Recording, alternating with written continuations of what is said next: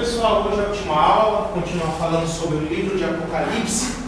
Então, na aula anterior, eu já expliquei a ordem do livro de Apocalipse, os primeiros capítulos. Então, capítulo 1, a introdução do livro, onde Jesus aparece para João, revela como será essa revelação, será dada. Lembra que nós lemos lá que ela se divide as coisas que viste, as coisas que são, as que hão de acontecer.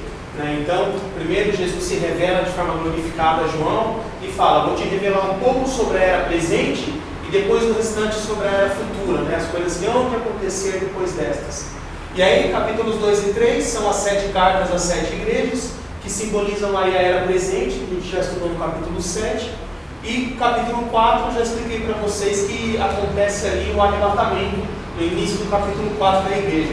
Então nós vamos agora ver aqui capítulo 4 em diante, que é tudo futuro. Então a primeira subdivisão é essa aqui, capítulos 4 e 5, onde a igreja já está arrebatada do céu, mas ainda não começou a tribulação. A tribulação só vai começar no capítulo 6.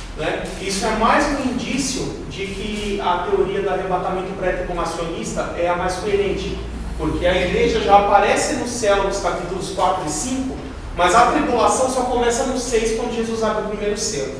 Tá? Então, eu vou passar de uma forma bem breve aqui, não vou ficar indo muito em detalhes. 2 pontos interessantes. Quem puder até, quem tiver trazido Bíblia, melhor até a gente ler da Bíblia na sequência.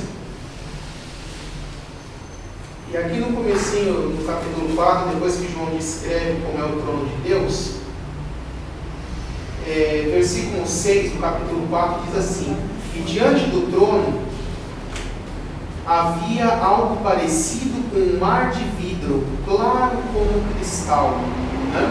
O que significa isso? Lembra que eu falei para vocês, todas as vezes que João descreve, e vê algo que ele não conhece, não sabe o que é, nunca viu, ele sempre vai descrever dessa forma: vi algo parecido com isso, semelhante àquilo.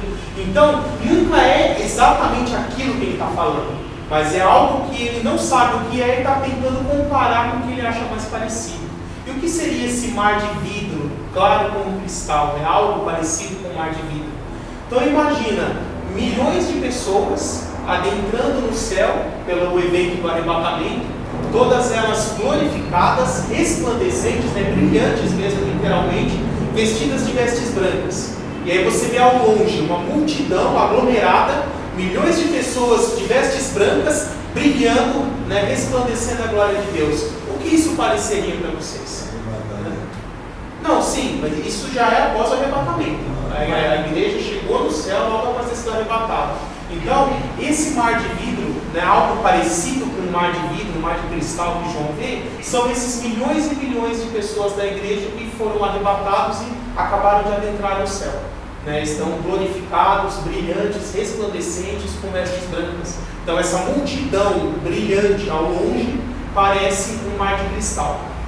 Além disso, o mar, eu já expliquei que é uma simbologia para povos gentios, e a igreja em geral é formada por gentios. Então, aqui nós encontramos essa representação da igreja. Pode passar, pode passar. Quer dar um tchauzinho bacana?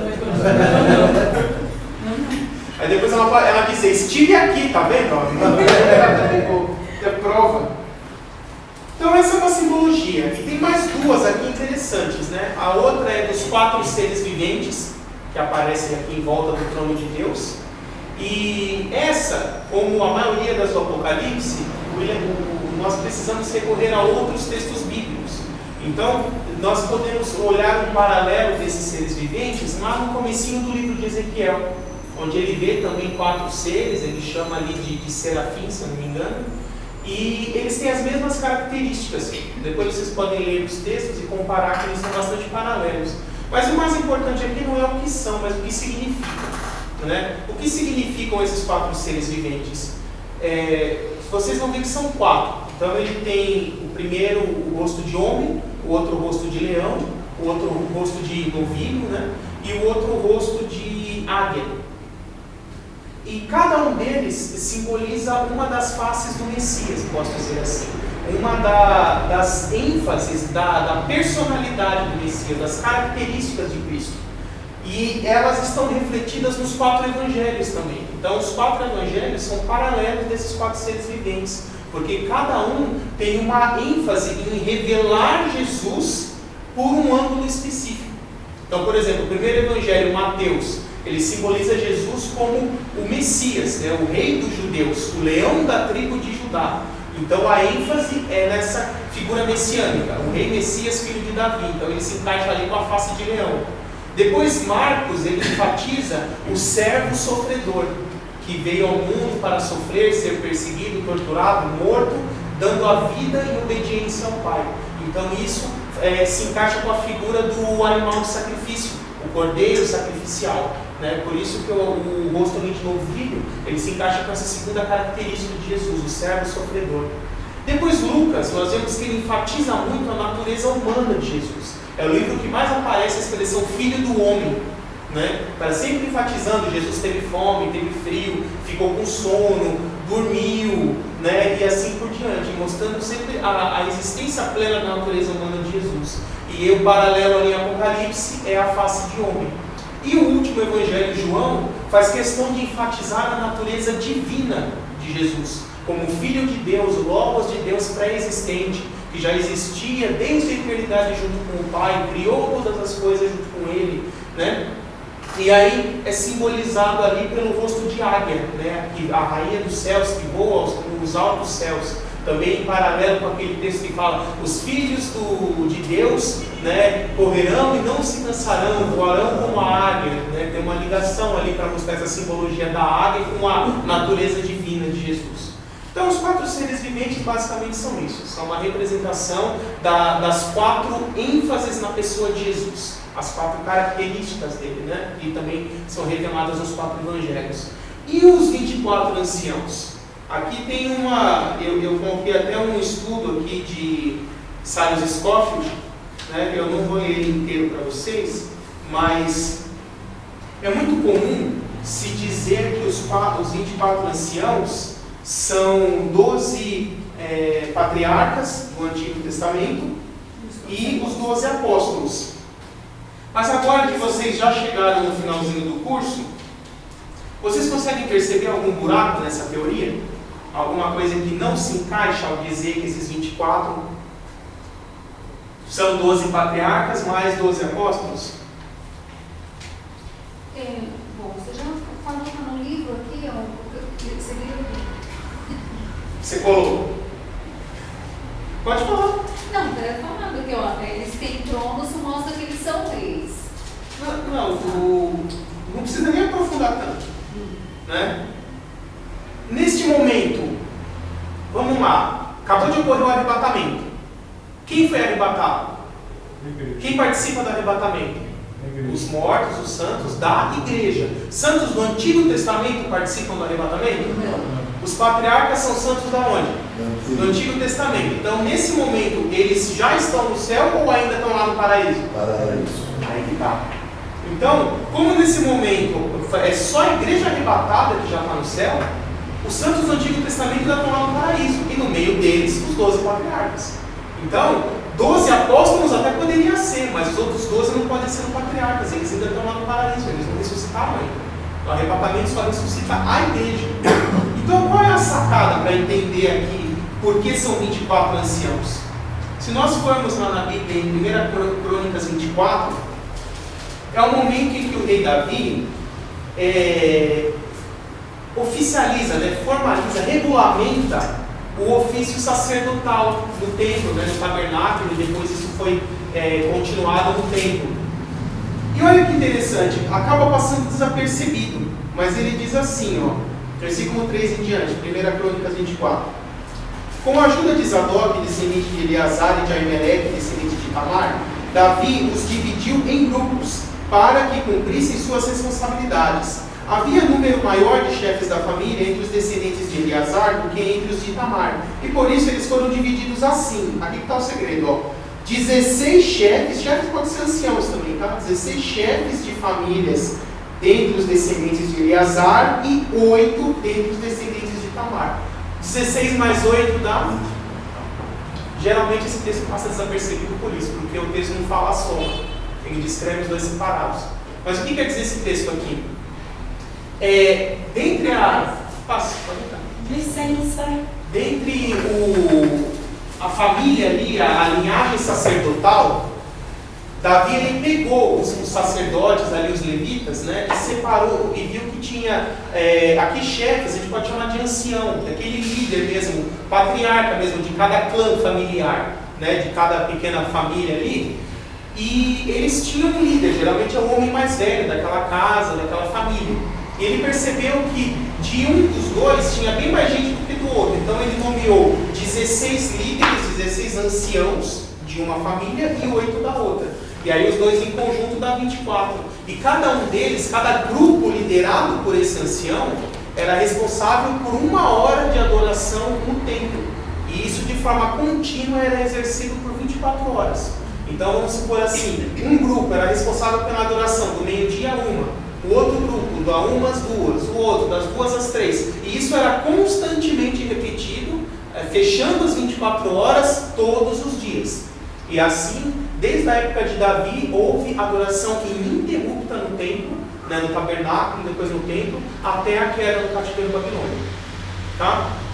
E esses 24 anciãos aqui da época de Davi, cada um representava, né, era chefe de um grupo responsável pela adoração e manutenção do templo também nesse período.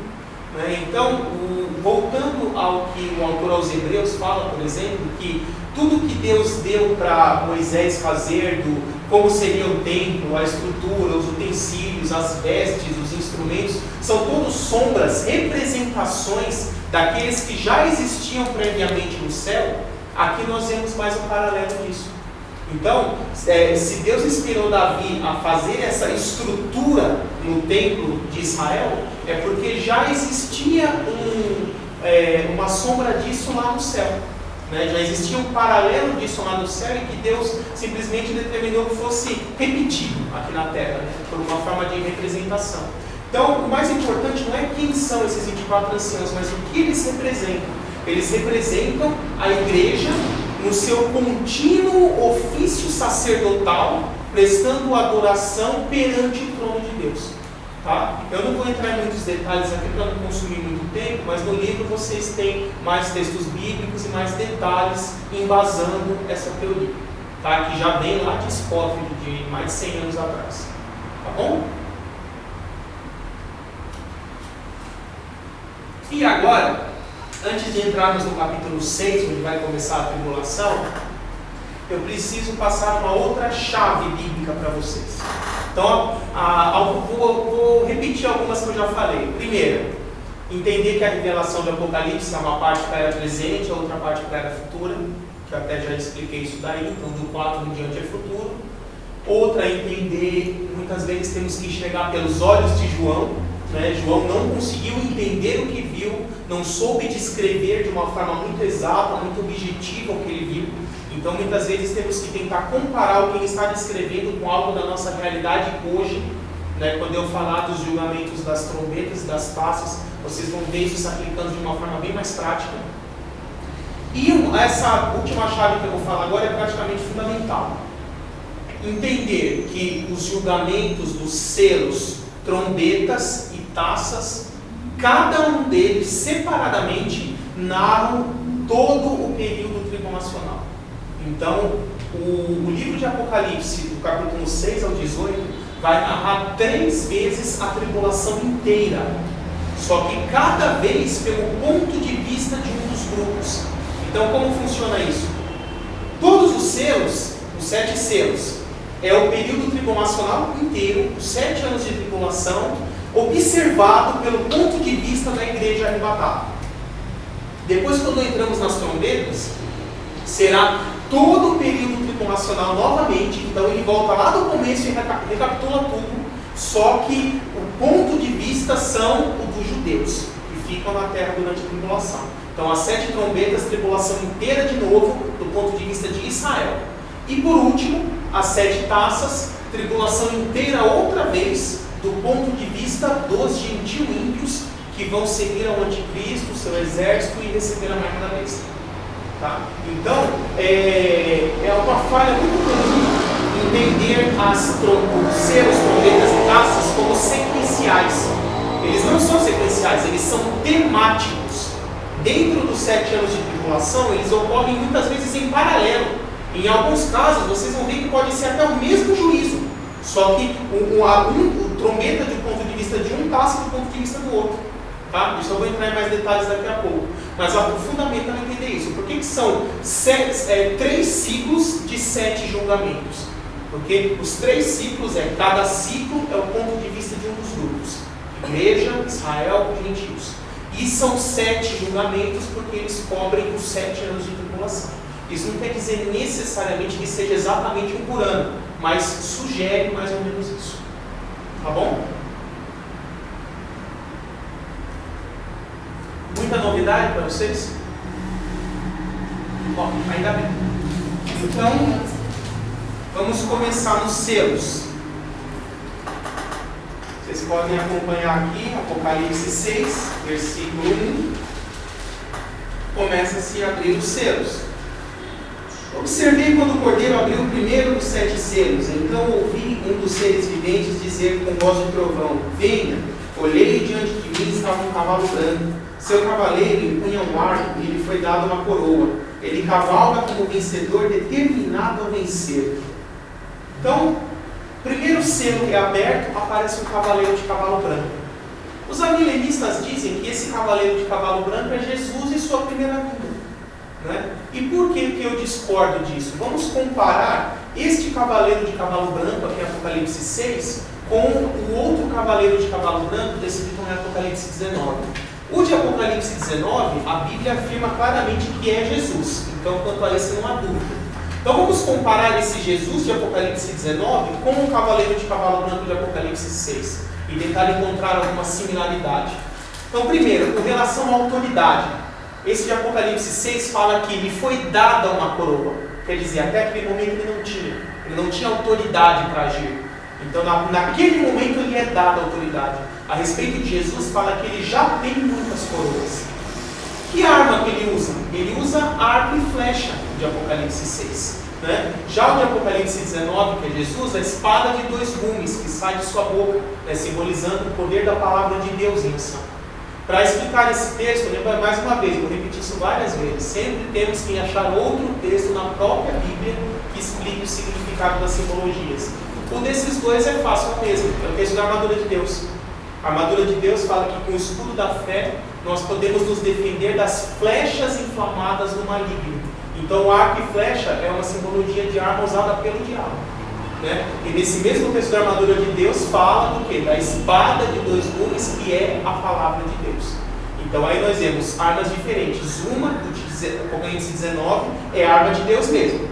Só que o de Apocalipse 6, arco e flecha, é uma simbologia de arma do diabo. Então, mais um antagonismo aí. Outro, depois que ele sai, vocês vão ver que depois dele só tem desgraça. Os outros cavaleiros, fome, guerra, pestes, doença, morte, só desgraça. Né? Então, isso destoa demais da vinda do Messias e o Evangelho sendo pregado ao mundo.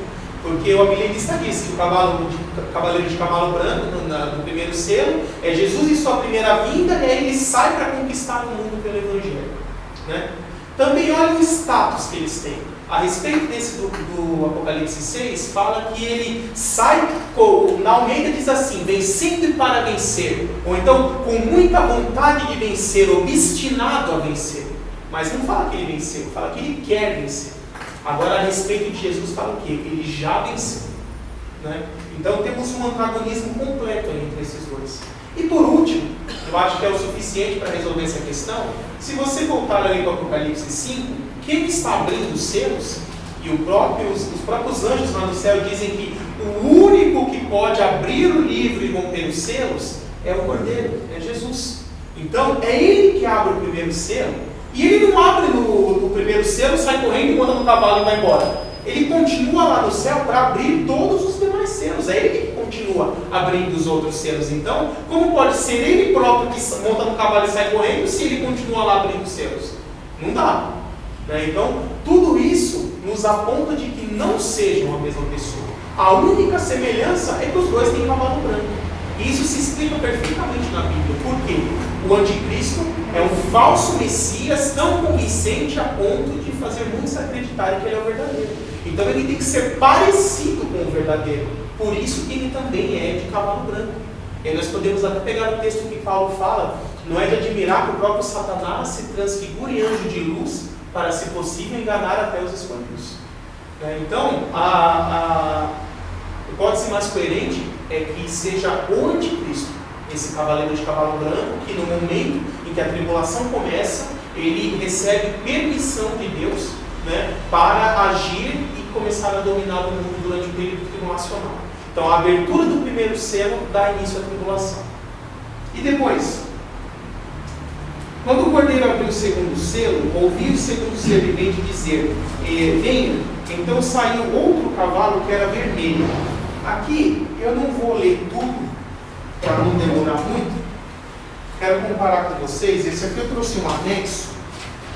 Vocês podem colocar esse anexo. Vai ver aonde? Na página, pode colocar 250B. Vai ser entre a 250 e 251.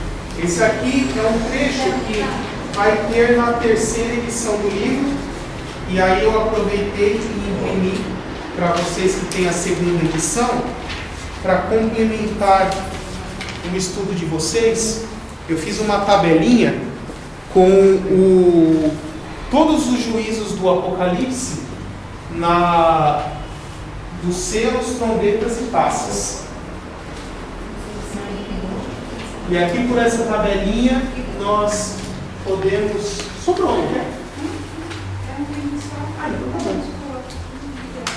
Então aqui nós podemos comparar de uma forma mais rápida. Então aqui, ó, esse comecinho aqui eu vou abordar em outra hora, os juízos do Apocalipse.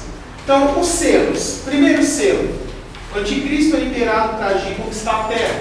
Segundo selo, guerras por toda a terra. Terceiro selo, fome por toda a terra. Quarto selo, 1/4 dos habitantes da terra morrem pela fome, guerras, doenças e violência. Quinto selo, os mártires da tribulação são justificados e pedem que Cristo os vingue. Lembra que eu li isso aí lá no capítulo 6, quando eu estava falando do Hades? Que Cristo abre a tampa do altar, olha lá embaixo as almas dos que foram martirizados. Vocês ainda lembram ou já esqueceram tudo? Ainda bem. Sexto selo, ocorre um grande terremoto que faz as montanhas desabarem e as ilhas afundarem no mar. O sol se escurece, a lua fica vermelha como sangue e grandes meteoros caem do céu. E depois do sétimo selo, meia hora de silêncio no céu, precedendo a volta do Senhor Jesus Cristo. Então aqui durante o capítulo 6 de Apocalipse nós vemos esses 7 selos. Então, vou falar novamente. Esses 7 selos descrevem todo o período tribulacional do ponto de vista da igreja arrebatada que está no céu, observando do céu esses eventos ocorrerem. E aí é importante observar trechos do livro em que mostram na narrativa a posição do narrador. Porque se ele fala, por exemplo, vi descer do céu algo como uma grande rocha, uma grande montanha. Se ele viu descer do céu, ele está onde? Na terra. Na terra. Agora, em outra narrativa, ele fala assim: vi cair na terra algo como uma montanha em chamas. Se ele viu cair na terra, é porque ele está no céu. Então, aqui vocês vão ver que toda a narrativa desses selos é sempre narrativa de quem está no céu olhando as coisas acontecerem na terra. Justamente porque é a descrição da igreja arrebatada lá no céu, vendo as coisas ocorrerem. Tá? E no capítulo 7, começa a ocorrer a transição de foco, né, dos eventos pelo ponto de vista da igreja para Israel. Porque no capítulo 7, chega um momento em que vão ser selados os 144.000. Então, esse segundo grupo, que é Israel, começa a aparecer no livro de Apocalipse aqui no capítulo 7. No momento em que Deus vai começar a falar dos 144.000. Então diz assim, Apocalipse 7. Depois disso, vi 4 anjos em pé nos 4 cantos da terra, e tem os 4 ventos do céu, para impedir que qualquer vento soprasse na terra, no mar ou em qualquer árvore. Eu já expliquei, essa expressão simboliza um evento de âmbito global, 4 cantos da terra, etc., os pontos cardeais. Então vi outro anjo subindo do oriente, tendo o selo do Deus vivo. Ele bradou em alta voz aos 4 anjos que havia sido dado poder para danificar a terra e o mar, dizendo assim: não danifiquem nem a terra, nem o mar, nem as árvores, até que selemos as testas dos servos do nosso Deus. Então ouvi o número dos que foram selados, 144 mil de todas as tribos de Israel. E olha que interessante, que depois do versículo 5 ao 8, o texto consome 4 versículos inteiros só para descrever cada uma das 12 tribos. Então começa: 12 mil de Judá, 12 mil de Rúben, 12 mil de Gad, 12 mil de Áser. Agora eu pergunto para vocês, se esses 144 mil fossem alegóricos, fosse só uma simbologia para descrever todos os santos ou toda a igreja, por que o autor ia ficar perdendo tempo e consumindo o texto para descrever isoladamente cada uma das 12 e repetindo 12 mil desse, 12 mil daquele, 12 mil daquele, se tudo isso fosse só simbólico? Hoje o pessoal, os judeus, eles conseguem se classificar por tribo ainda? Muito boa pergunta. Eles próprios não sabem. Talvez um ou outro saiba por sobrenome, porque tem judeu que o sobrenome indica que ele seja da tribo de Judá ou seja da tribo de Levi. Mas olha que legal a pergunta. Na época de Jesus, das 12 tribos só tinham sobrado 3. Porque lembra do reino dividido, norte e sul? Norte levou 12 tribos e foi aniquilado. Quem sobrou no sul? Judá e Benjamim, que foi quem ficou, e Levi, que eram os sacerdotes. Então, na época de Jesus, de linhagem reconhecida, já tinha sobrado só 3 tribos, que era Judá, Benjamim e Levi. Então, por exemplo, o próprio Paulo fala que era da tribo de Benjamim, Jesus ali foi descendente pela tribo de Judá, e assim por diante. Então, alguns hoje, pelo sobrenome, dá para se ter uma ideia. Mas, eu pergunto para vocês, Só se era da Bíblia. Pergunto para vocês, Deus sabe de quem cada judeu é descendente? Sabe ou não sabe? E quem levanta e sela os 144 mil? É Deus? Ou é alguém que sai escolhendo? Algum ser humano que sai escolhendo? É Deus. Então, os homens hoje não sabem de quem é cada judeu, cada tribo certinho, mas Deus o sabe. E ele, o próprio Deus, que vai selecionar 12 mil de cada tribo e levantar para a obra de pregar o evangelho durante a tribulação. Então hoje, aos homens, é impossível essa tarefa, levantar 12 mil de cada tribo, porque 9 das 12 tribos ninguém nem sabe quem levou, mas Deus sabe quem são hoje os descendentes dessas 12 tribos. É por isso que ele próprio vai levantá-los. Então o Caio vai ter a visão do cara que tem o testemunho de Jeová. Sim, isso não precisava nem entrar nessa questão, porque eles dizem que eles próprios são 144 mil, mas a Bíblia não dá fundamento nenhum para isso. E o que eu quero chamar a atenção de vocês é o seguinte: não há nada nesse texto que nos leve a entender que isso não seja literal. Qualquer um que tentar alegorizar isso aqui está forçando o texto. Porque não seria muito mais fácil dizer assim apenas 144 mil de Israel, ponto? Se tivesse escrito só isso, seria mais fácil aceitar um alegorismo. Mas por que o escritor bíblico aqui ia perder todo esse tempo detalhando cada uma das 12 se isso não fosse literal? Não faz muito sentido. Oi? José era descendente de Davi? Sim. José e Maria, os dois. A Maria, eu ia perguntar, Maria era descendente? Sim, os dois. Você pegar o Evangelho de Mateus, ele puxa a linhagem por um lado e de Lucas puxa pelo outro. Tá? Porque eu estava em dúvida, porque José eu tinha encontrado, mas Maria não tinha encontrado. E como é que Jesus seria descendente de Davi? Compare as linhagens de Mateus e Lucas, que vocês vão ver que elas divergem em alguns pontos, justamente por isso, porque um puxa por José ou por Maria. Mateus e Lucas. Isso, é o comecinho de cada evangelho. Tá? Então, aqui são selados os 144 mil. Agora, olha que Apocalipse 7, versículo 9, o que ele diz. Depois disso, olhei, e diante de mim estava uma grande multidão que ninguém podia contar, de todas as nações, tribos, povos e línguas, em pé diante do trono e do Cordeiro, com vestes brancas e segurando palmas, e clamavam em alta voz: a salvação pertence ao nosso Deus que se assenta no trono e ao Cordeiro. Todos os anjos estavam de pé ao redor do trono, dos anciãos e dos 24 e dos 4 seres viventes. Eles se prostraram com o rosto em terra diante do trono, adoraram a Deus, dizendo: Amém. Com louvor e glória, sabedoria, ação de graças, honra, poder, força, sejam dados ao nosso Deus para sempre. Agora olha o 13. Então um dos anciãos me perguntou: quem são estes que estão vestidos de branco e de onde vieram? Respondi: Senhor, tu o sabes. E ele me disse: estes são os que vieram da grande tribulação e lavaram suas vestes e as alvejaram no sangue do Cordeiro. Então olha que legal. Aqui já é o fim da tribulação, pelo ponto de vista da igreja. É o momento, voltando um pouquinho, Apocalipse 6, versículos 9 e 10, quando ele abre o quinto selo. Vê as almas dos santos que morrem durante a tribulação, e o que Jesus fala: aguardem aí até que se juntem a vocês todos os que ainda têm que morrer durante a tribulação. E quando chega aqui no metade do capítulo 7, ele começa a mostrar todos esses já na presença de Deus, já ressuscitaram. Depois nós vamos ver o outro paralelo em Apocalipse 20, que é quando Jesus volta à terra no fim da tribulação, que esses santos vão ressuscitar. Eles são mencionados de novo. Mas por que eles são mencionados aqui? Porque esse momento já é o fim da tribulação pelo ponto de vista da igreja arrebatada, onde ela está vendo Jesus no fim da tribulação ressuscitando todos os que morreram durante a tribulação, e aqui estão incluídos também os santos do Antigo Testamento. Então, já no capítulo 7 nós já vemos o fim da tribulação pelo ponto de vista da igreja arrebatada.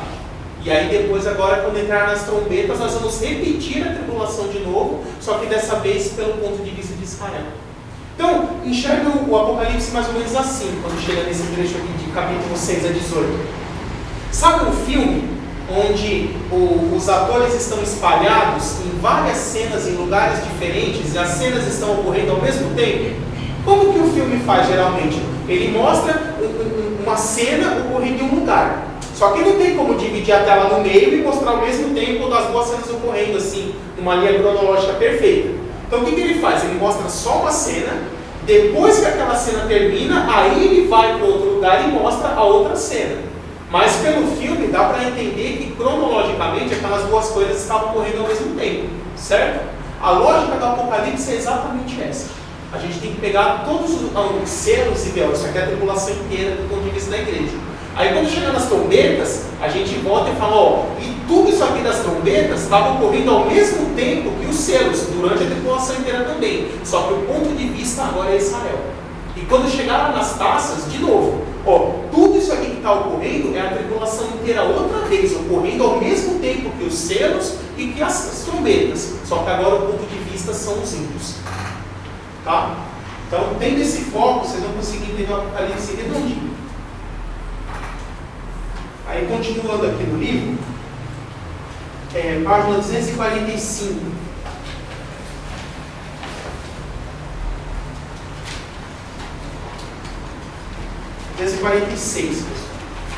Então, aqui, no segundo parágrafo.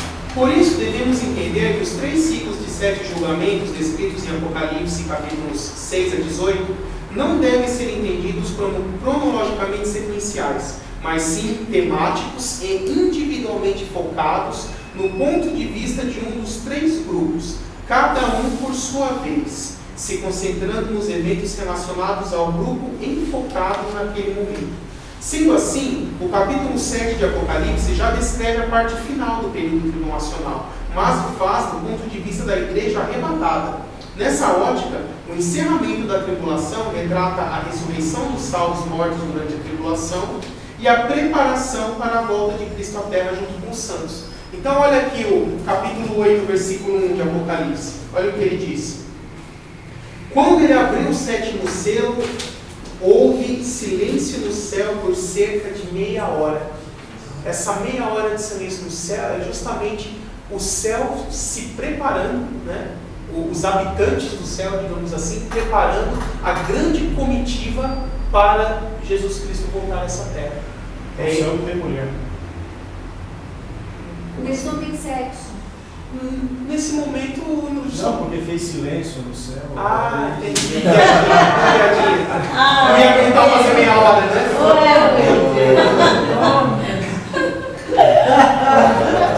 Você tá vendo que você falou da mulher. Tá certo, tá certo. Tem, mas já é glorificado, tem a mente de Cristo. Então não consegue fazer meia hora. Não perfeito. Isso. Né? Tá parecendo aquela historinha, né? Por que Jesus apareceu primeiro com a Maria Madalena? Que era a forma mais rápida de todo mundo ficar sabendo, né? Mas estamos vendo. Então, aqui, pessoal, a igreja vai saindo de cena e começa a entrar em foco o segundo grupo. O segundo grupo é Israel. E olha que interessante, por que selo está vinculado à igreja? Porque nós somos o povo selado. Né? A Bíblia fala que nós temos o selo do Espírito Santo, que é o penhor da nossa redenção futura.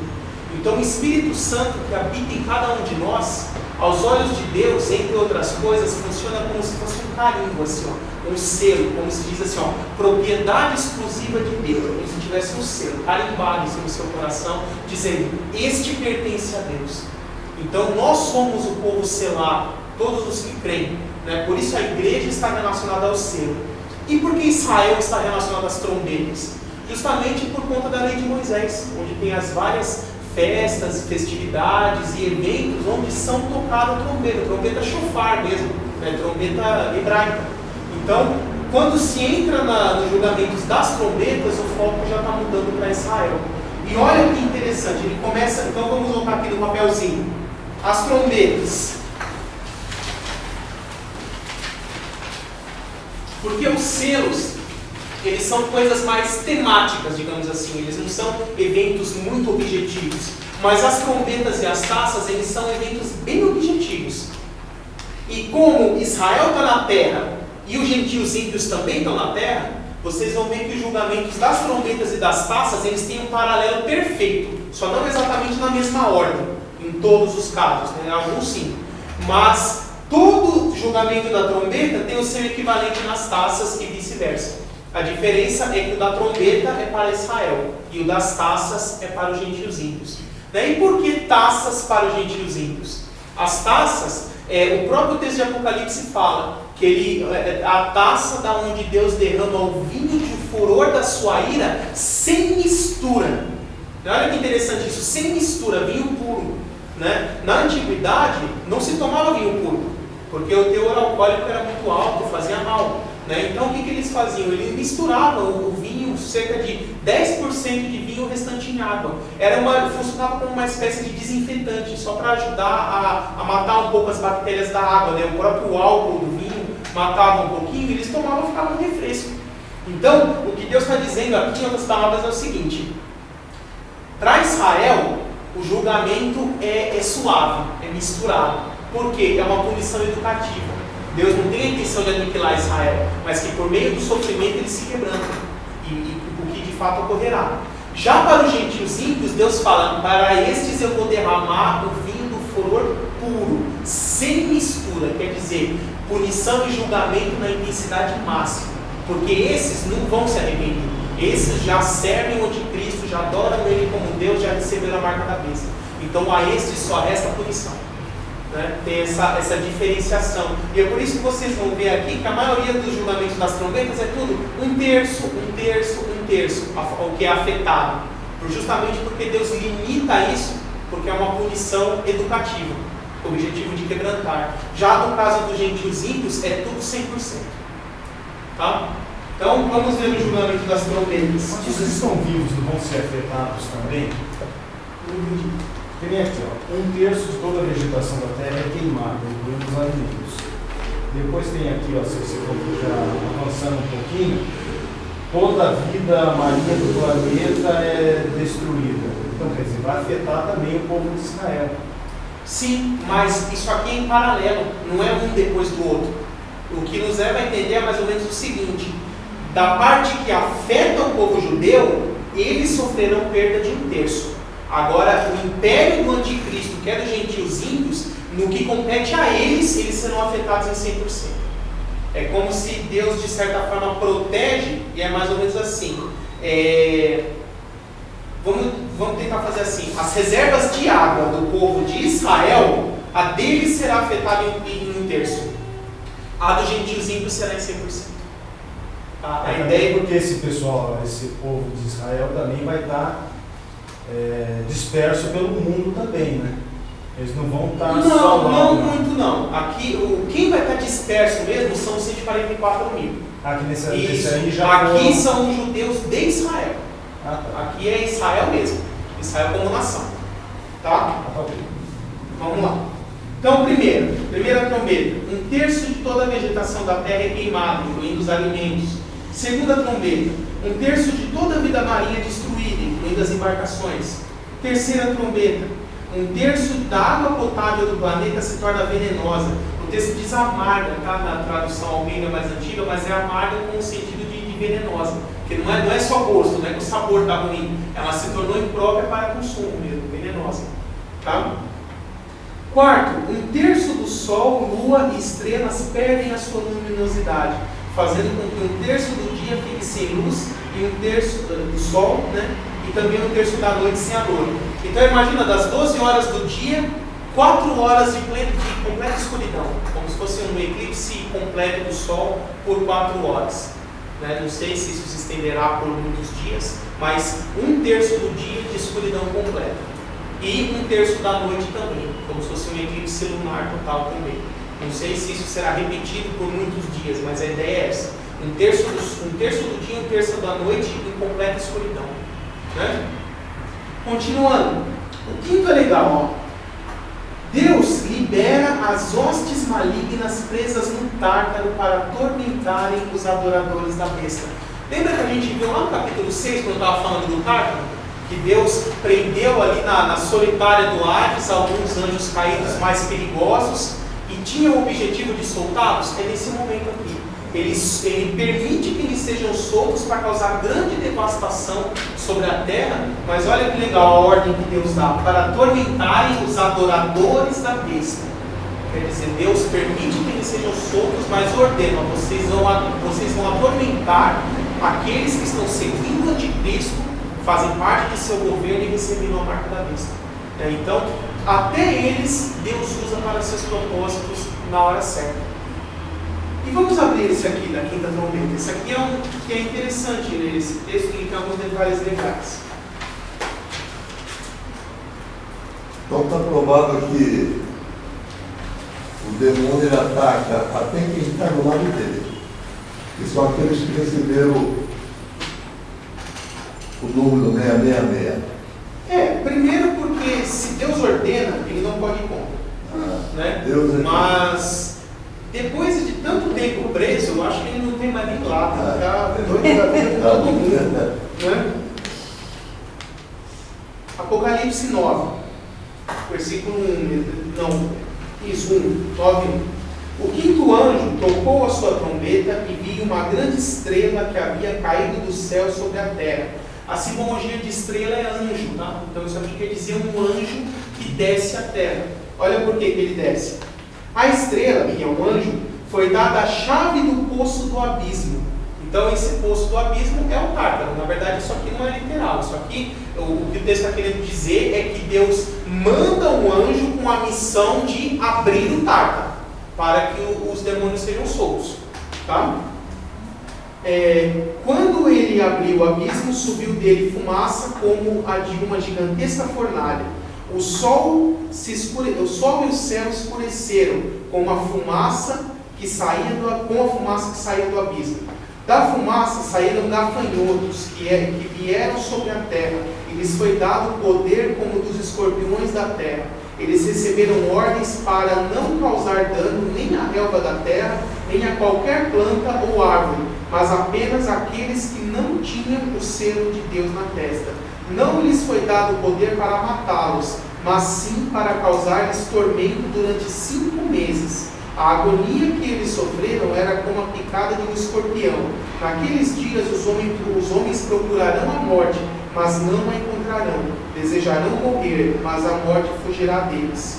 Então, a aparência que esses demônios têm é semelhante a gafanhotos, que fala que eles têm um ferrão como um ferrão de escorpião, e que eles atacarão os seguidores do anticristo, que receberam a marca da besta, e a dor, o sofrimento causado por esse tipo de picada será uma agonia tão intensa que os que receberão esse ferimento desejarão morrer e não vão conseguir morrer, né? De tão intensa que será a dor, né? Dizem aí, gente, que eu nunca sofri esse tipo de ferimento, graças a Deus, mas eu já ouvi falar que quem é picado por cobra venenosa ou escorpião, dizem que é uma dor intensa, uma dor lacerante, né? Que a pessoa fica assim no chão, não consegue nem se mexer, de tanto que dói. Então, se um escorpião físico, né, um ser biológico, já tem esse poder, imagina um demônio com essas características, né? Então a coisa vai ser bastante intensa. Agora, olha o versículo 7, né? Deixa eu encontrar aqui. Quando vai falar mais à frente. Quando chegar no momento certo, eu abordo a outra parte. Então aqui, quando chega no capítulo 10 de Apocalipse, ele já vai descrevendo a parte dos julgamentos relacionados ao segundo grupo, que é Israel. Mas, quando chega no capítulo 10, versículo 11, olha o que o texto diz, Deus falando para João. Então me foi dito, é preciso que você profetize de novo acerca de muitos povos, nações, línguas e reis. Olha que interessante, por que ele fala de novo? Quer dizer, ele já profetizou a tribulação inteira. E agora Deus, esse é um versículo chave, porque ele fala mais ou menos assim, ó, a revelação que eu tinha para você, da tribulação até esse ponto, ela acaba aqui. Agora você vai ter que revelar de novo toda a tribulação. Apocalipse 10, 11. Estou na página 246. Só que o ponto de vista agora vão ser de gentios ímpios. Só que antes de começar a falar dos gentios ímpios, ele faz uma série de inserções paralelas, que é o que nós chamamos, descrevendo eventos que ocorrerão na tribulação relacionados ao povo judeu. E quais eventos são esses? Vocês vão ver que ele entra no capítulo 11, onde ele vai falar das 2 testemunhas, que nós já vimos serem Moisés e Elias, pelo menos conforme o que eu defendo, e que são 2 profetas judeus que voltarão à terra incumbidos de pregar o evangelho aos judeus. Então isso é um evento totalmente judaico. Depois ele cai em Apocalipse 12, a simbologia da mulher e do dragão. A mulher eu já expliquei que é uma simbologia da nação de Israel. Isso nós entendemos conforme o sonho que José do Egito teve lá em Gênesis 37, né, para entender o significado da simbologia. E mostra lá a nação de Israel concebendo o Messias sendo arrebatado, indo para o céu, depois o dragão, que é o diabo, né, na pessoa do anticristo aqui, se voltando para a semente da mulher, né, isso aqui é um paralelo com o momento que o anticristo quebra o seu acordo ali no meio dos 7 anos, e indo perseguir a mulher, mas Deus dá asas para que a mulher fuja para o deserto, e lá fique sustentada por 1260 dias, que são 3 anos e meio, toda a segunda metade da tribulação. Isso aqui está lá em Apocalipse 12. Então, mais um capítulo 100% judaico, falando da nação de Israel, o Messias que veio ao mundo por meio dela, depois o Messias sendo levado aos céus novamente, o anticristo perseguindo ali o remanescente da nação de Israel. Temos ali também uma batalha no céu, onde Satanás e suas hostes lutam com o arcanjo Miguel, também do céu, e ele é jogado na terra. E aí tem mais olha que ponto interessante, às vezes as pessoas elas ficam tentando alegorizar demais o texto, espiritualizam demais o texto, e deixa eu achar aqui o versículo certinho. Quando ele chega aqui em Apocalipse 12, depois que ele é derrotado por Miguel e é lançado na terra, né, Por que ele fala lá, eis que o diabo vem com grande fúria sobre vós, sabendo que lhe resta pouco tempo? Né? Mais uma incoerência tremenda aqui do amilenismo, porque eles encaixam esse texto como sendo Jesus e sua primeira vinda. E aí o diabo perde a sua autoridade, é lançado aqui na terra, só que este pouco tempo que está escrito aqui, já fazem quase 2000 anos, né? Da primeira vinda. Então, que pouco tempo é esse? Quanto seria muito tempo, então? Né? Mas o amilenista, ele coloca esse evento como sendo já ocorrido, lá na primeira vinda. Agora, se nós encaixarmos isso aqui na cronologia da tribulação, se fala que o Satanás vai perseguir a mulher, que é a nação de Israel, mas que Deus dá um escape para que ela fuja para o deserto, onde será sustentada por 3 anos e meio, nós entendemos que esse evento ocorre no meio dos 7 anos da tribulação.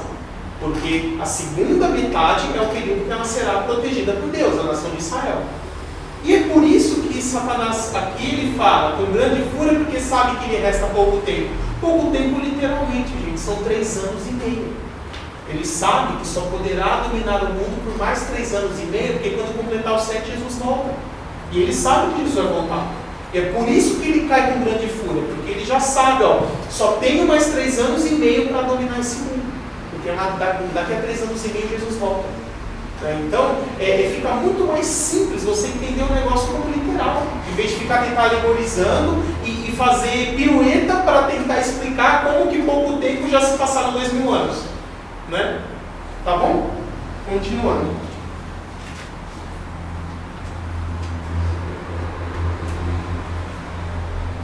E aí nós entramos em Apocalipse 13. Apocalipse 13, ele vai falar primeiro da besta do mar, que é o anticristo e seu império.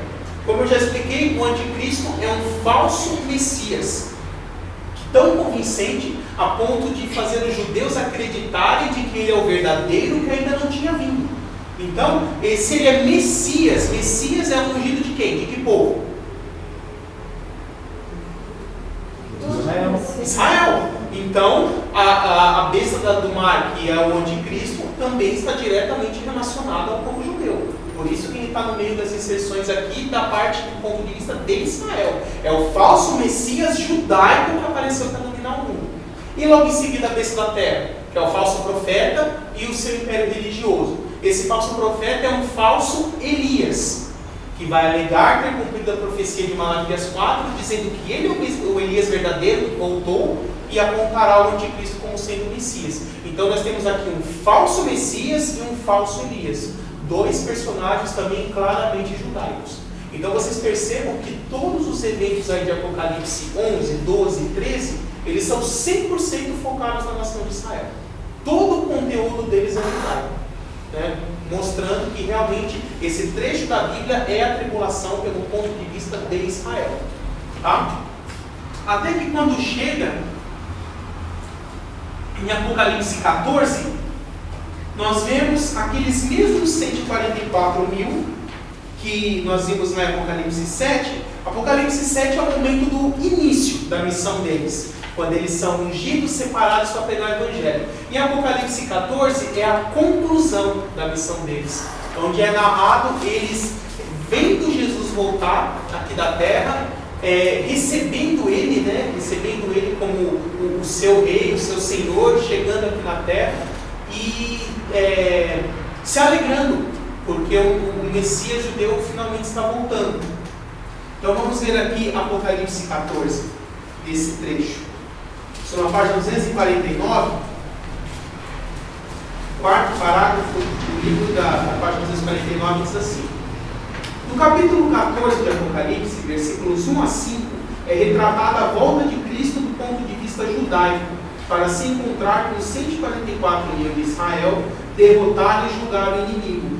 Esse é outro capítulo de transição, pois ele marca o final da tribulação do ponto de vista dos judeus convertidos e da início e descrição do período tribulacional com enfoque no terceiro grupo, os gentios ímpios. Então vamos ler lá, Apocalipse 14, 1 a 5. Diz assim: então olhei, e diante de mim estava o Cordeiro, em pé sobre o monte Sião. Está vendo? Na terra, o monte Sião, é lá onde o e com ele 144 mil que traziam escritos na testa o nome dele e o nome de seu pai. Ouvi um som dos céus como o de muitas águas e um forte trovão. Era como arpistas tocando seus instrumentos. Eles cantavam um cântico novo diante do trono, dos 4 seres viventes e dos anciãos. Ninguém podia aprender o cântico, a não ser os 144 mil que haviam sido comprados da terra. Né? E aí o texto continua. Então, este é o momento em que Jesus chega à terra e se encontra com os 144 mil que concluíram sua missão. Então, essa é a volta de Cristo do ponto de vista de Israel. Então, continuando aqui, Apocalipse 6 até 8, versículo 5, tribulação do ponto de vista da igreja. Depois aqui, Apocalipse 8, 6 até o 14, é toda a tribulação do ponto de vista de Israel. Só que aqui ela é subdividida em 2 temas, né? Uma parte é o tema dos julgamentos propriamente ditos, e que seria aqui de 8:6 até o final do 10. E depois temos aqui no meio 11, 12 e 13, né? 11 a 13, onde são descritas aquelas inserções paralelas que eu falei, que servem para detalhar eventos que vão ocorrer na tribulação relacionados ao povo judeu, não necessariamente julgamentos. Tá? Então aqui nesse meio tem todos os 7 julgamentos das trombetas e mais esses eventos detalhados aqui. Mas tudo isso dentro da tribulação do ponto de vista de Israel. E aí quando chega aqui em Apocalipse 14, versículo 6, começa a tribulação do ponto de vista dos gentios ímpios. E essa vai até 19. Tá? 14:6 até 19. Deixa eu ver quais são. Então, agora nós vamos para o intervalo. E aí depois do intervalo eu vou continuar com vocês a partir aqui do julgamento das taças. Então, pessoal, terceiro grupo, gentios ímpios. Apocalipse 14, versículos 6 em diante, começa a narrar a tribulação do ponto de vista dos gentios ímpios. E para os gentios, o período tribulacional se resume só em uma coisa: julgamentos divinos.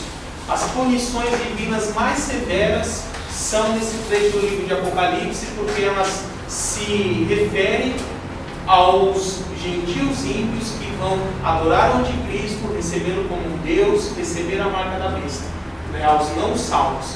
Então é por isso que esse trecho do livro de Apocalipse contém os julgamentos mais severos, porque eles são todo o período da tribulação descrito do ponto de vista dos gentios ímpios, do império do anticristo. Vamos ver como serão esses julgamentos. As taças. Então aqui, ó, quem tiver com uma canetinha, eu vou até... Emprestar. Não. Eu vou anotar aqui. Depois vocês confiram pelo vídeo e anote na casa de vocês. Então eu vou mostrar para vocês que os julgamentos das taças, todos eles têm os seus paralelos nos julgamentos das trombetas. Só não exatamente na mesma ordem. Tá?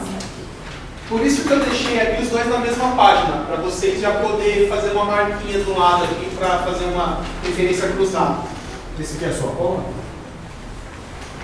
Ah, você já tenho colado. Já tenho colado.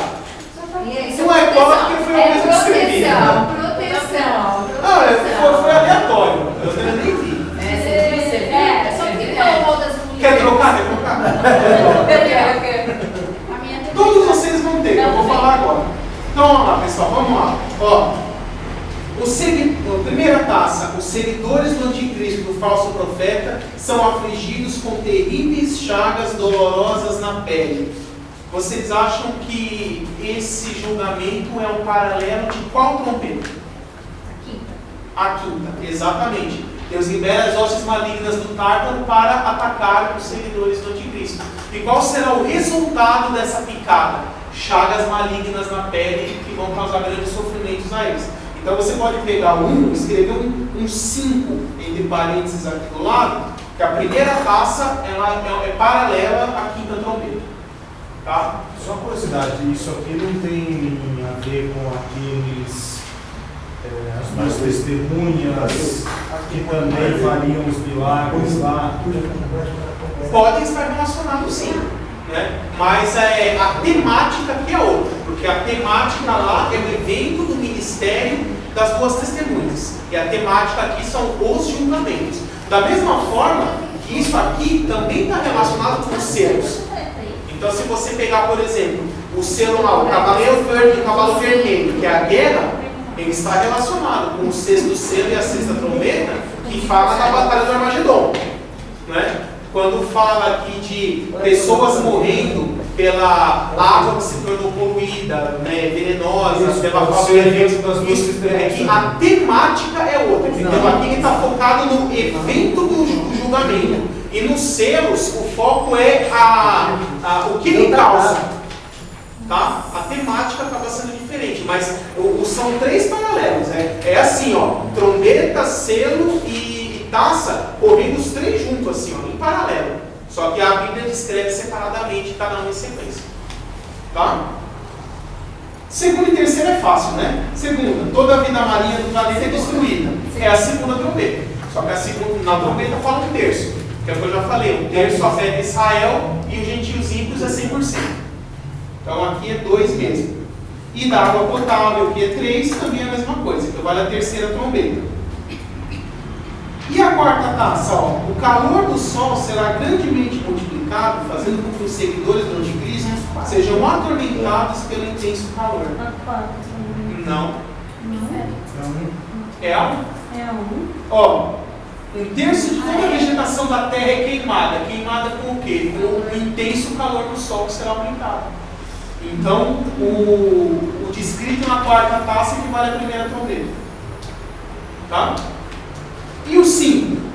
O sol se escurecerá no império do anticristo, deixando em trevas. Aí sim é a quarta trombeta. Só que, mais uma vez, os judeus afetados em 1/3. Os ímpios afetados em 100%. E a sexta e sétima é igualzinho. Né? A sexta trombeta é a sexta taça e a sétima trombeta é a sétima taça. Porque a sexta é o rio Eufrates é seco para abrir caminho para o grande exército que vai lutar a batalha do Armagedon. E o sétimo são os eventos do encerramento da tribulação, já preparando para a volta de Cristo. Então eles falam desse grande terremoto, que as montanhas vão se desmoronar, as ilhas vão afundar no mar, pedras do céu, né, como granizo, caindo, pedras de cerca de 35, 37 quilos, né, que é um talento à medida antiga. Agora imagina, essas pedronas assim, imagina um paralelepípedo de 37 quilos, centenas deles caindo do céu em alta velocidade, a destruição que eles vão causar.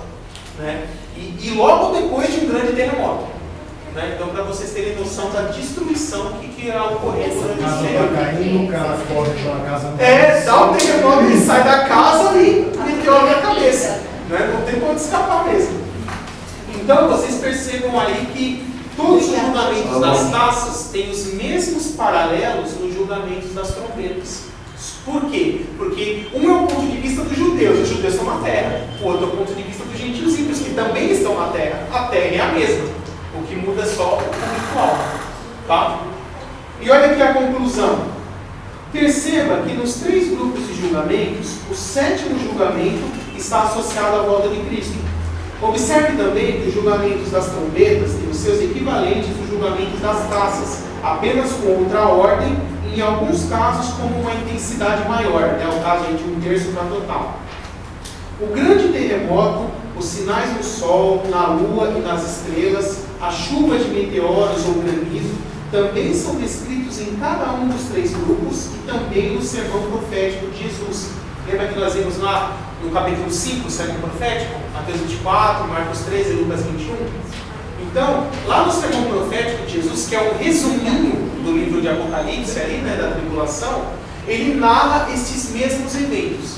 Então, tudo isso são indícios de que esses 3 ciclos de 7 julgamentos não são sequenciais, independentes, mas sim paralelos, e a temática só que muda.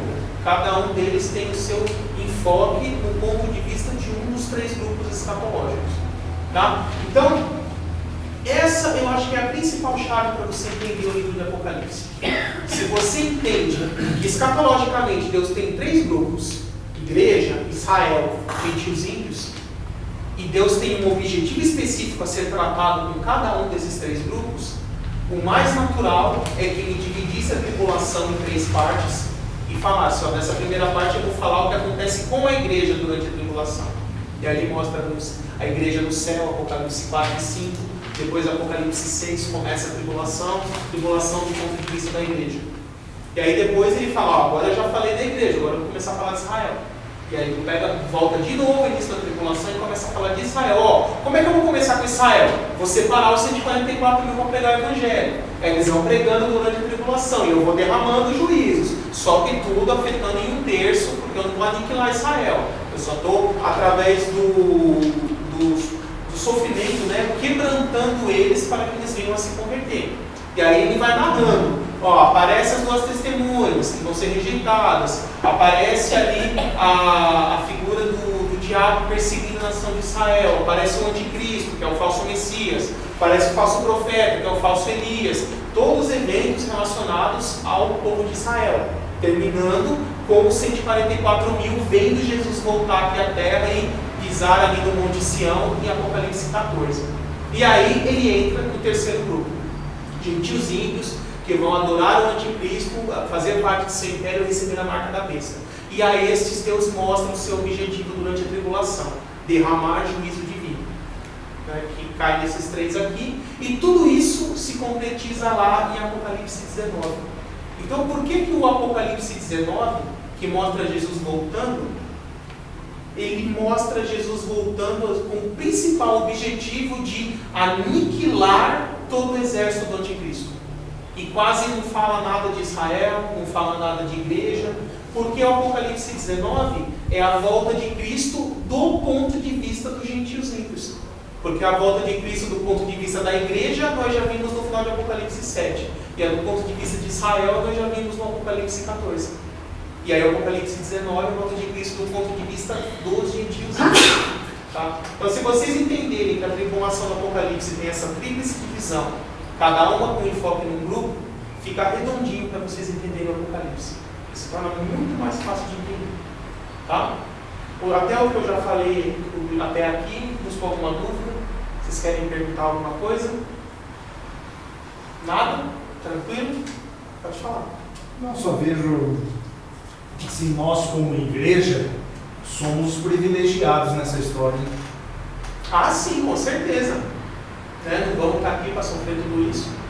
E vamos estar no céu antes dos patriarcas. Né?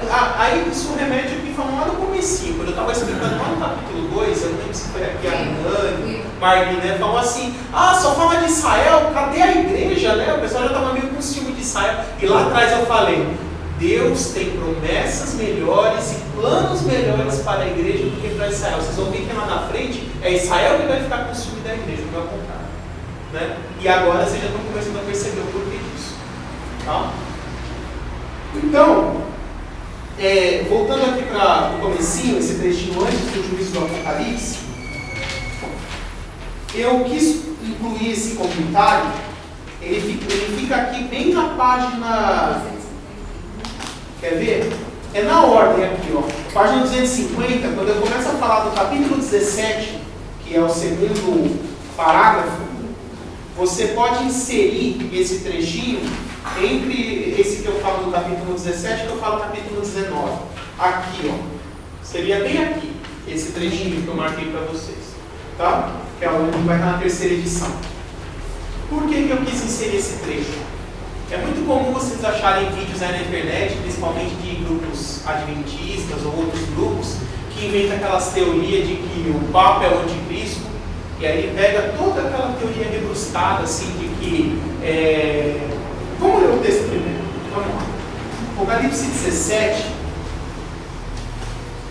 ele vai falar do mistério da besta e da prostituta que está sentada sobre a besta.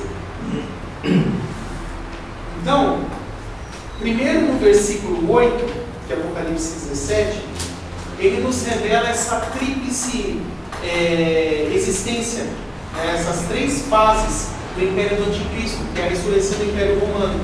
Apocalipse 17, versículo 8, ele diz assim: a besta que você viu aliás, um pouquinho antes, deixa eu só mostrar que o próprio texto fala que o objetivo é explicar.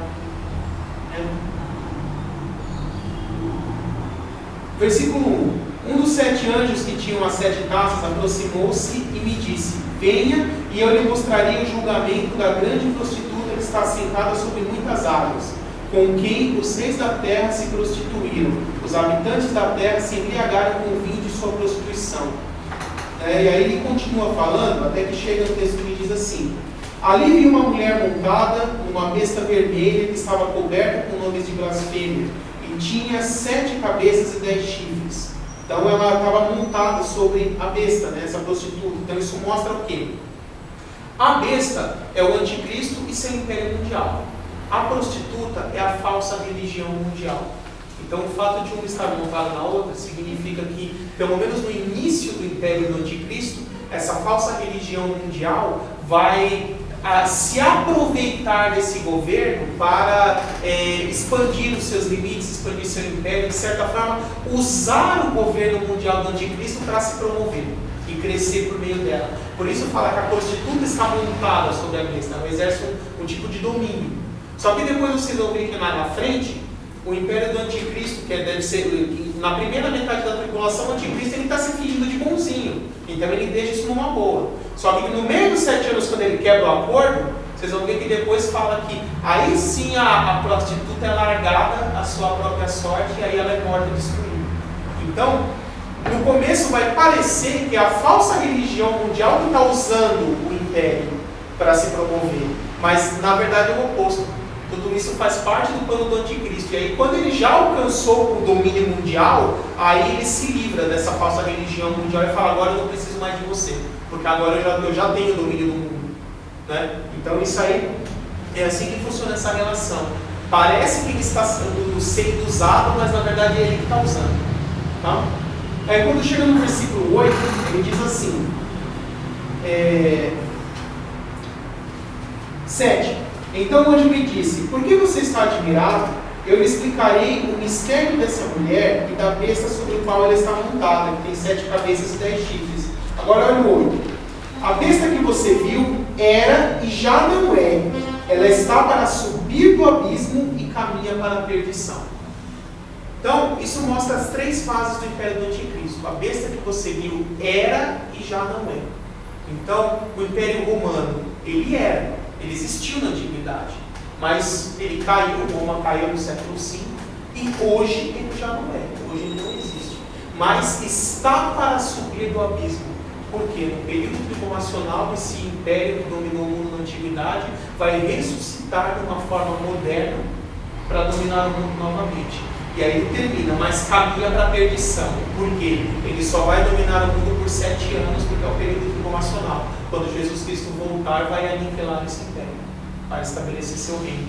Então aqui mostra essas 3 fases do Império Romano: Roma antiga, Roma fragmentada e Roma ressurreta, que é o futuro, que é o Império do Anticristo. Tá? Vamos continuar aqui no texto. Versículo 9. Aqui que o bicho pega. Aqui se requer mente sábia. As 7 cabeças são 7 colinas sobre os quais está assentada a mulher. São também 7 reis. 5 já caíram.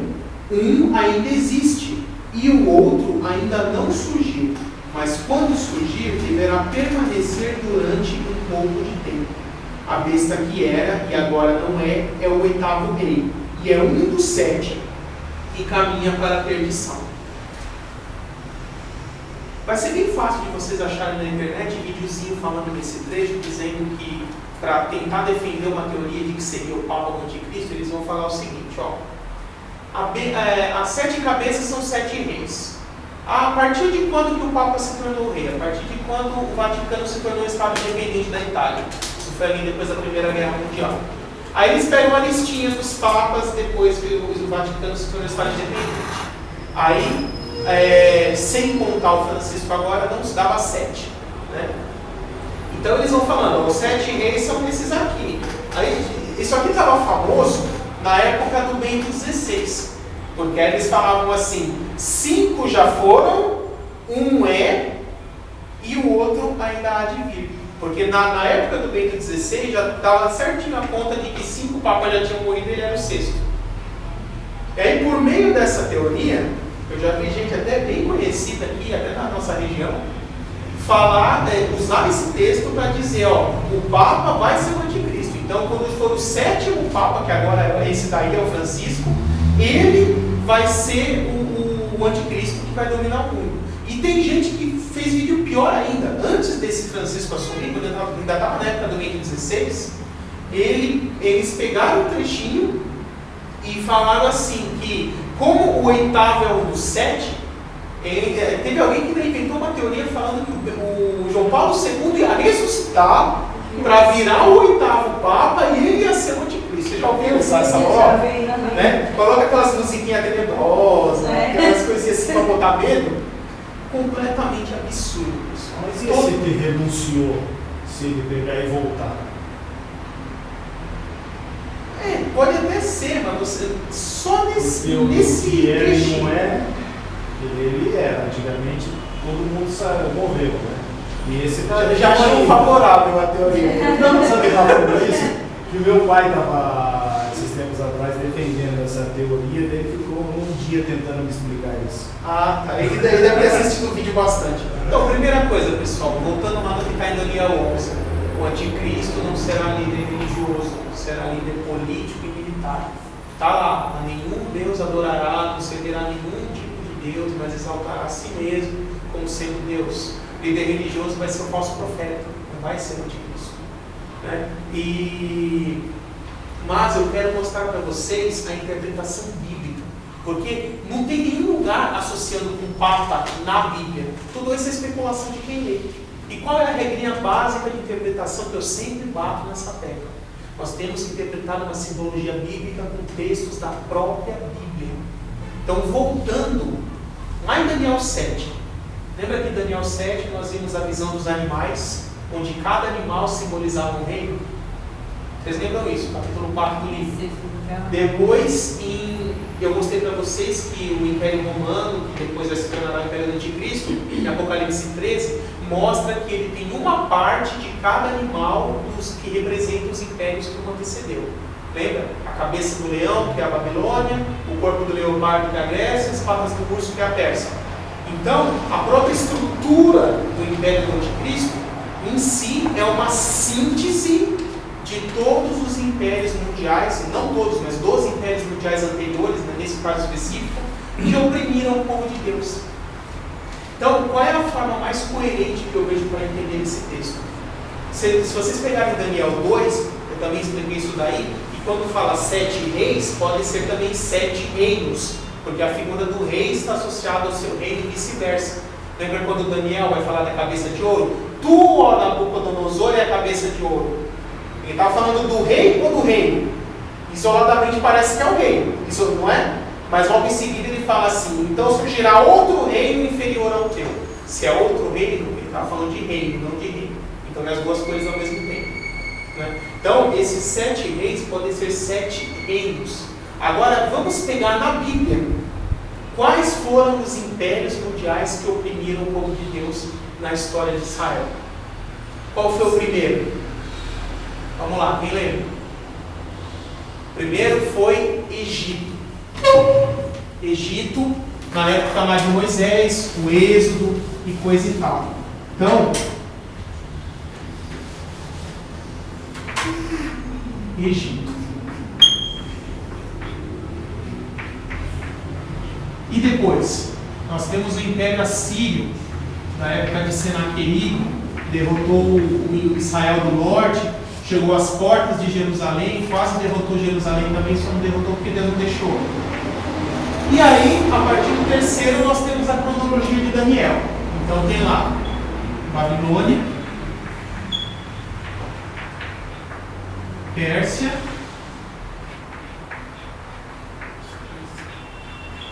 Grécia,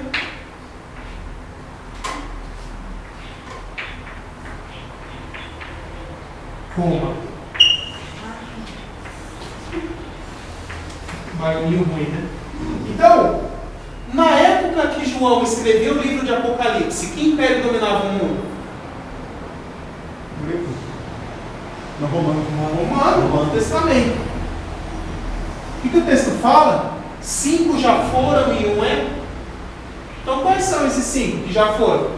O Egito, a Síria, a Babilônia, a Pérsia e a Grécia. Quem era o que dominava o mundo na época de João? Roma. E o outro ainda virá, que é o Império Romano ressurreto. Eu posso colocar aqui, Império Romano, colocar aqui Anticristo. Vocês sabem lembrar que tem o Império do Anticristo. Só que aqui no meio tem a fase da Roma fragmentada, que é a que nós vivemos hoje. Por isso que ele explica logo no versículo anterior. Era, já não é e vai voltar a ser. E aí, por isso que ele chega na época quando vai falar do Anticristo, ele é o 8º rei, mas é um dos 7. Por quê? Ele é um rei novo que vai surgir, mas o reino dele é o Império Romano. É o Império Romano que foi, já não é e vai voltar a ser. Então perceba que a explicação que a Bíblia dá é muito mais natural, coerente e se encaixa muito melhor no contexto. Porque se o próprio Apocalipse 13, que é uma simbologia da besta, já nos levou a entender que ela é uma síntese que reúne a melhor qualidade de todos os impérios anteriores a ela, aqui ele está repetindo essa mesma linguagem. Né? Essas 7 cabeças são 7 reis, 7 reinos que oprimiram o povo de Deus no decorrer da história. E que o império do Anticristo que existirá no futuro será uma síntese que reunirá as melhores qualidades de todos esses impérios que já oprimiram o povo de Deus na antiguidade. Será um resumo, uma síntese mesmo de todos os impérios de governo mundial que já dominaram a história humana. Tá? Vocês conseguiram entender? Então não tem nada a ver com o Papa. Não tem nada a ver com isso. O mais importante é isso. O Papa está pagando o papo. Pois é, ele está papando.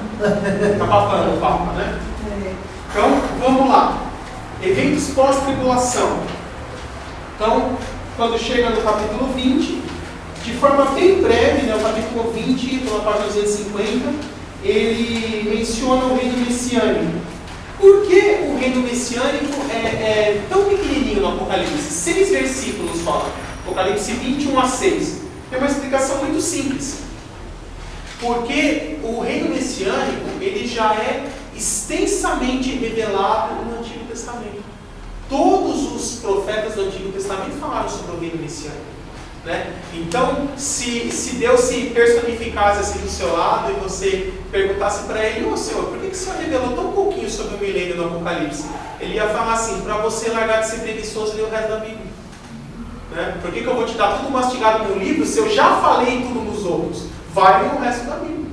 Então, o que Deus revelou no Apocalipse é só o que ainda não estava revelado a respeito do milênio. E são só 3 coisas. Que o reino messiânico, Satanás seria preso antes do início dele e permaneceria preso durante todo o reino. De que ele teria a duração de 1000 anos, porque isso não foi revelado no Antigo Testamento. E que após esses 1000 anos, Satanás seria solto. Essas são as únicas 3 coisas que vocês não vão encontrar no Antigo Testamento a respeito do reino messiânico. Todas as outras coisas de como é, a relação dos gentios e judeus, a natureza, os animais, a geografia, tudo, vocês vão encontrar em textos do Antigo Testamento. Né? Então, o Apocalipse ele só fez um resuminho e explicou o que ainda não tinha sido revelado. Por isso que a descrição do milênio em Apocalipse é pequenininha. Tá? E já foi uma forma de Deus nos incentivar a ler o resto da Bíblia, a não ter preguiça. Ainda no capítulo 20 são descritos eventos de transição entre o fim do milênio e o início do estado eterno. São eles: rebelião final de Satanás, destruição da antiga criação, segunda ressurreição, julgamento do grande trono branco, criação do novo céu e nova terra. Todos esses eventos já foram explicados no capítulo 9 do livro, por isso não é necessário repetir aqui. Capítulo 21 e início do 22 descrevem a nova Jerusalém, a morada dos santos que desce do céu, e o rio da vida que purifica toda a terra. Essa descrição é paralela ao texto de Ezequiel, capítulo 40 em diante. Na última parte do livro, há uma exortação e a afirmação de que o tempo em que todos esses eventos ocorrerão está próximo, e que por isso todos os cristãos devem guardar as palavras deste livro. Por último, uma advertência afirmando que se alguém alterar esse livro, sofrerá condenação eterna. E o livro termina com uma saudação. E aqui termina o capítulo 10, a respeito do livro de Apocalipse, a forma de interpretá-lo, a estrutura geral dele. Restou alguma dúvida? Vocês gostariam de perguntar alguma coisa? Então, eu gostaria de fazer uma pergunta. Em momento algum, eu vi você se referir que 2/3 de toda a população mundial vão perecer, e só 1/3 será salvo. E isso não está contado aqui, Porque né? não está no Apocalipse. E nem na Bíblia. Tá. Na verdade, sim. Existe esse texto, mas a interpretação não é essa. Tá? É Zacarias 13:9, que é isso que você está falando. Só que ele não está falando do mundo inteiro, ele está falando da nação de Israel. 2/3 dos judeus vão morrer durante a tribulação. Mas o que eu pergunto é o seguinte: na verdade, isso tudo não é para poder colocar aquele terço que caiu do Então céu? não tem nenhuma ligação. Primeira coisa, você está misturando quantidade proporcional do valor absoluto. Porque, terço é proporção. Então, se eu pegar 1/3 de 15 mil, são 5 mil. Tá. Então você faz imagina quantos que caíram, já que está escrito que foi 1/3 dos anjos do céu que caíram. Então, quantas pessoas deveriam nascer para poder formar esses milhares e milhares? Não, primeira coisa, não é um substitui o outro. Tá? O fato de ser 1/3 lá e 1/3 aqui tem ligação, porque são valores proporcionais. Para ter essa ideia, você teria que ter 2 pressupostos. Primeiro, que dizer que a quantidade de judeus vai ser exatamente a mesma quantidade de anjos para um terço bater. Não, eu digo assim, de Não, mas o texto diz judeus. inclusive Não, Apocalipse 13, Zacarias 13:9 diz que são judeus. Tá, então, a quantidade de judeus teria que ser exatamente a mesma quantidade de anjos para um terço bater com um terço.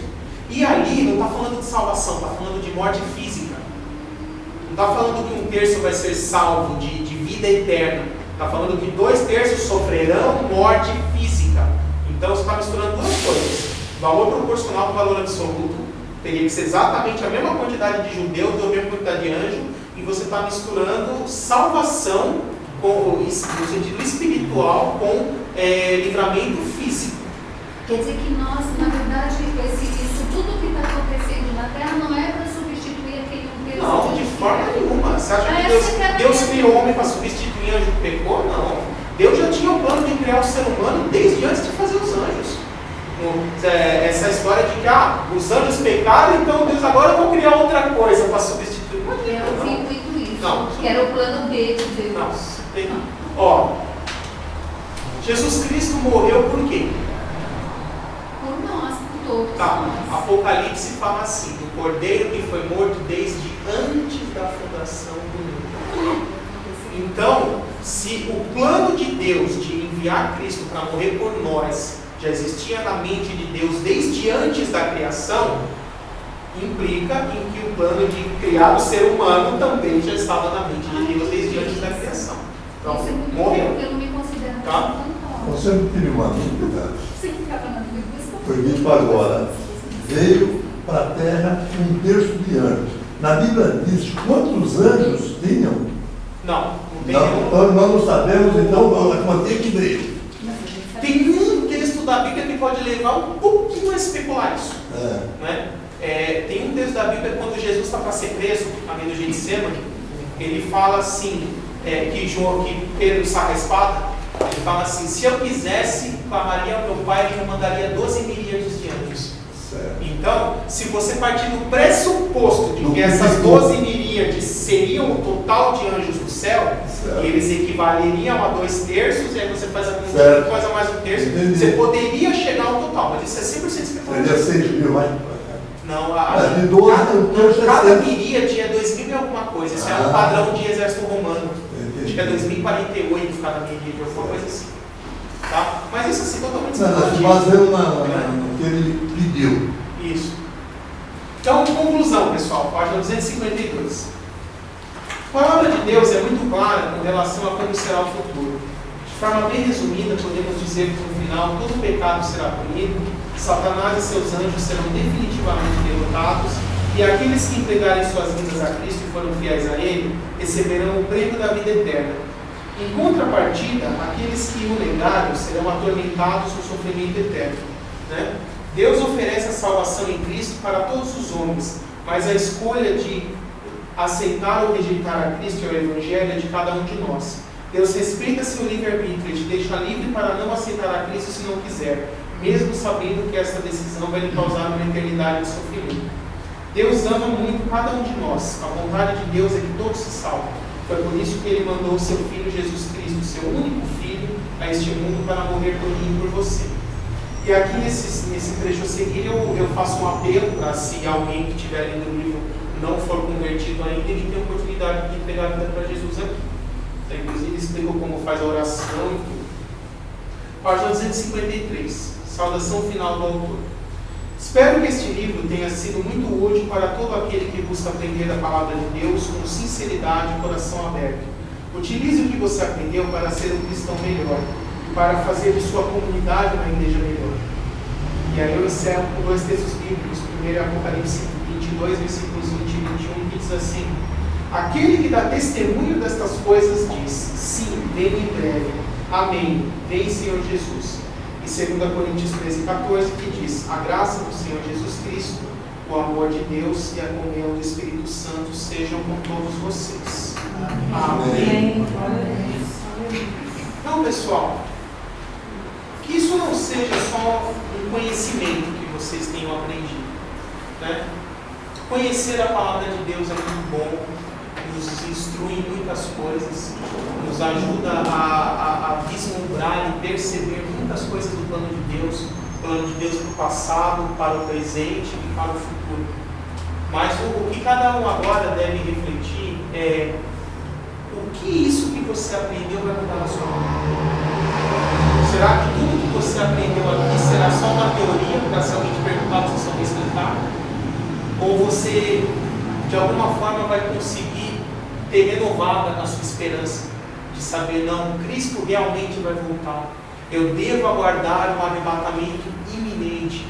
Eu não devo me vincular tanto às coisas desse mundo, mas devo pensar nas coisas do alto. O que tem sido mais importante para cada um de nós aqui? O quanto ganha no emprego, se foi promovido, se não foi, se quer comprar uma casa própria, ou quem já tem, se está juntando dinheiro para comprar uma casa maior, ou ter um carro, ou trocar de carro. Será que todas essas coisas realmente são tão importantes como às vezes a gente pensa que seja? Né? E se Jesus voltasse agora? Se o arrebatamento ocorresse exatamente agora? Qual seria o seu sentimento? Pensando que todos nós somos salvos, não estou falando ninguém aqui de ficar. Mas, se você soubesse que Jesus ia voltar daqui a uma semana, a sua vida, a sua conduta de vida iria mudar? Você iria viver essa última semana de uma forma diferente do que o que você viveu as outras semanas anteriores? E orar mais ainda. Porque se a resposta é sim, ou faria diferente, significa que você não está vivendo aguardando uma volta de Cristo a qualquer momento. Porque, na verdade, a nossa resposta tem que ser não. Para nós sermos realmente servos bons e fiéis, nós temos que viver a cada dia, é lógico, sem largar a vida e viver de forma relaxada, mas tendo a nossa esperança em Cristo, falando assim: ou Ele volta para me buscar, ou eu saio desse mundo e vou até Ele. Não sei o que vai acontecer primeiro, mas a minha esperança é essa. Quando ali o autor aos Hebreus fala da vida de Abraão, ele fala que ele andou por essa terra e ele fez o que a gente faz. Ele se casou, teve filhos, trabalhou, tinha uma terra ali dele, tinha uma profissão, viveu a vida. Mas o autor aos Hebreus fala que ele vivia como um estrangeiro nessa terra, porque ele sabia que a pátria dele não é essa.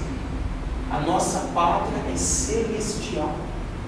Nós somos cidadãos do reino de Deus, somos embaixadores nessa terra. Estamos aqui de passagem. Nós estamos nesse mundo, mas não somos nesse mundo. Será que nós temos amado mais esse mundo do que o porvir? Isso eu quero que depois cada um reflita a respeito disso em casa. O que tudo isso que vocês aprenderam vai mudar na vida de cada um de vocês? Se mudar alguma coisa, mesmo que vocês aprenderam 10% disso, o meu objetivo já foi atendido. Agora, mesmo se vocês aprenderam 100% disso aqui, se nada na vida de vocês mudar, não valeu de nada fazer esse curso. Amém?